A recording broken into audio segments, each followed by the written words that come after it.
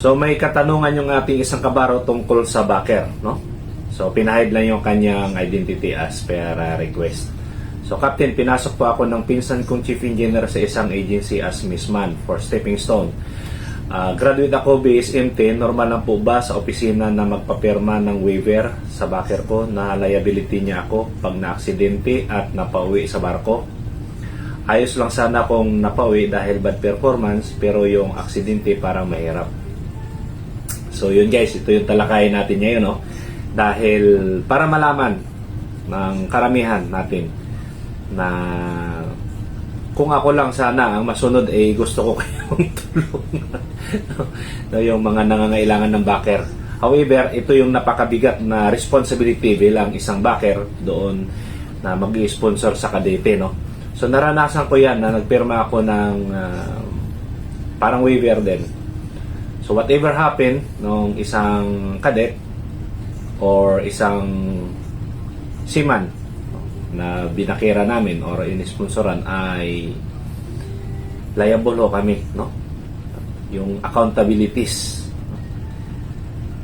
Kung na-aksidente, nagkasakit, or napauwi dahil maraming violations. So lahat ng accountabilities nun ay shoulder namin, no? And at the same time, masisira pa po yung records ng isang tao, isang crew na nag-sponsor doon sa isang crew na nagkaroon ng problema. Yan yung dahilan kung bakit sinabi ko na kami ay hindi basta-basta mag-backer sa isang kadete or sa isang crew sa aming kumpanya na hindi talaga namin lubusang kilala, no? Kung dito lang sa nakilala natin sa Facebook or sa anumang social media ay hindi basta-basta kami nag-sponsor.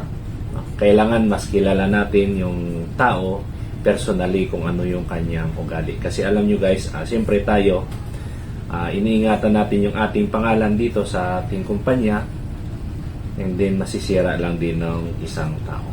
Hindi naman natin nila lahat, pero sa dami na ho kasing nangyari, no,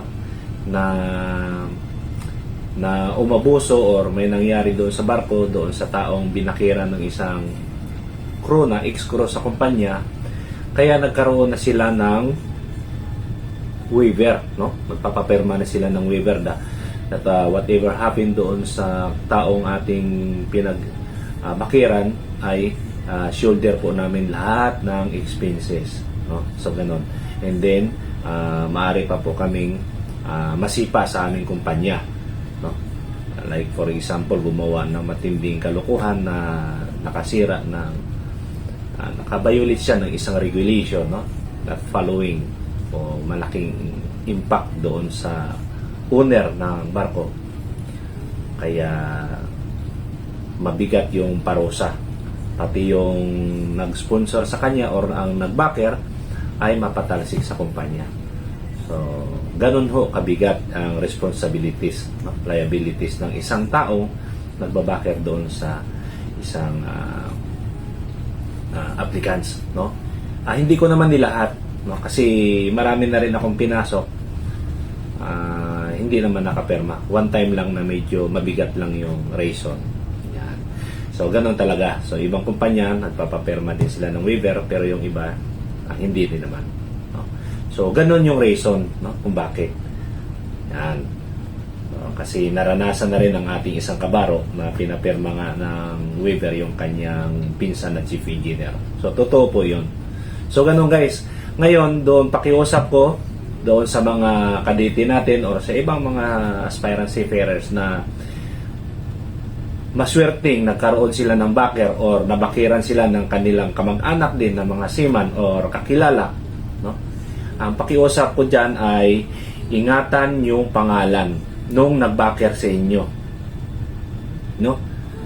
Mag-ingat sa trabaho, iwasan yung aksidente at iwasan magkaroon ng bululyaso, para na sa ganon ay marami pa po matulungan yung taong tumulong sa inyo, hindi lang ikaw. Ngayon, kung nangyaring na sira ang pangalan niya dahil sa'yo, ay marami po ang nasira din yung pangarap dahil sa halip na matutulungan pa niya, ay napurnada na. Kasi kagaya sa akin, minsan ay may 3 yan nakapila sa akin, no? Kasi hindi man tayo pwede mag-endorse ng isang kadete na maramihan at a time. Dapat 1 at a time lang. So, nakapila.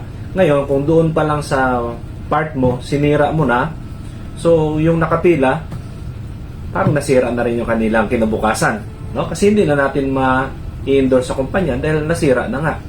No? Magpapahilo muna tayo ng isang sugat kung hindi tayo mapatalsik sa isang kumpanya. Kaya yan ang dapat ingatan. So, sa ulitin ko, yung mga swerteng nagkaroon ng backer, no, ay ingatan nyo po yung pangalan nung nag-backer sa inyo. Na sa ganun ay marami pa siyang matutulungan na kagaya mo. Alright? So, maraming salamat. Have a nice day. Thank you.